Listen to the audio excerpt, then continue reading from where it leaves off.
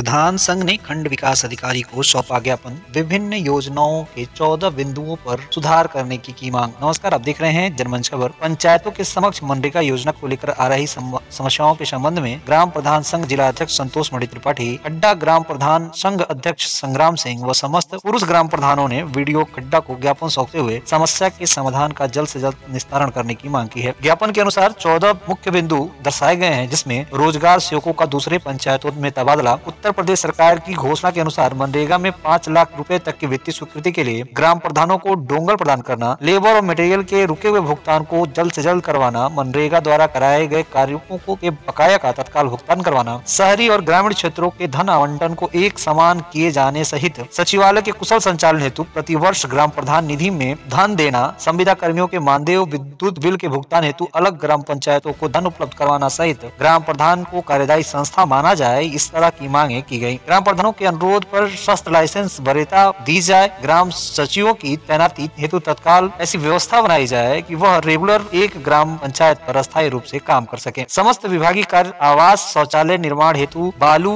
के अभाव में जो कार्य करने में असुविधा हो रही है, उसको दूर करने और तत्काल बालू मुहैया करवाने की भी बात इस पूरे ज्ञापन में रखी गई है। मनरेगा योजना के अंतर्गत जो नियम मॉनिटरिंग के लिए बनाए गए हैं, उन पर पुनः विचार किए जाने का भी उदाहरण दिया गया है और साथ ही ये कहा गया है कि उत्तर प्रदेश की सीमावर्ती जनपद जैसे पीलीभीत, लखीमपुर खीरी, बलरामपुर, श्रावस्ती, सिद्धार्थनगर, महाराजगंज, गोरखपुर, इनमें नेटवर्क प्रॉब्लम के कारण मोबाइल फोन से हाजिरी लगाए जाने में कठिनाई होती है। इसी सुविधा को ध्यान रखकर सरकार ने यह कानून लागू किए हैं कि इन्हें दुरुस्त किया जा सके। इन सभी मांगों को लेकर प्रधान संघ ने खंड विकास अधिकारी खड्डा को ज्ञापन सौंपा और उचित कार्रवाई की मांग की। जब तक इन सभी बिंदुओं पर विचार नहीं किए जाते और इन सारी मांगों को नहीं मांगा जाता, तब तक सभी कार्यों के बहिष्कार की घोषणा भी की है। टीम जनमंच खबर के लिए कुशीनगर से हाजिर अंसारी की रिपोर्ट।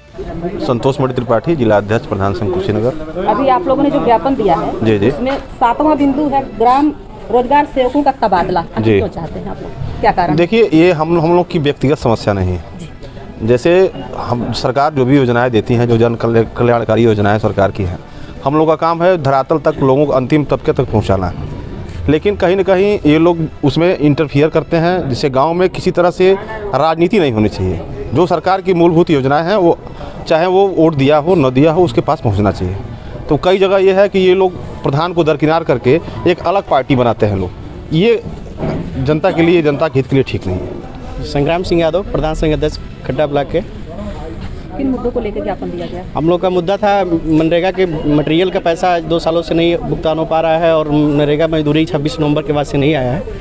उसी मुद्दे को लेकर के हम लोग वीडियो साहब को ज्ञापन दिए हैं कि जब तक इसका कोई उचित निर्णय नहीं आ जाता है, तब तक हम लोग काम को बहिष्कार करने का वो किए हैं, ज्ञापन दिया गया है।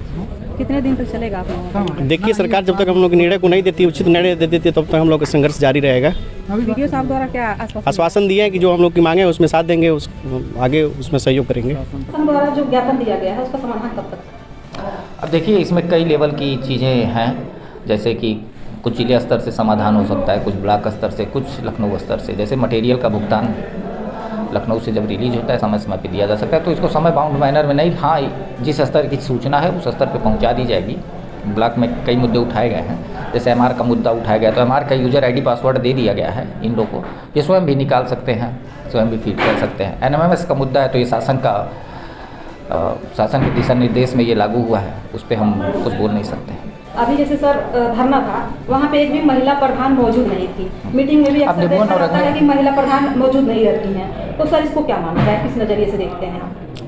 देखिए, लोकतंत्र में भागीदारी महिलाओं का और आरक्षण तृतीय स्तरीय में इसीलिए किया गया है कि महिलाओं का सशक्तिकरण हो सके।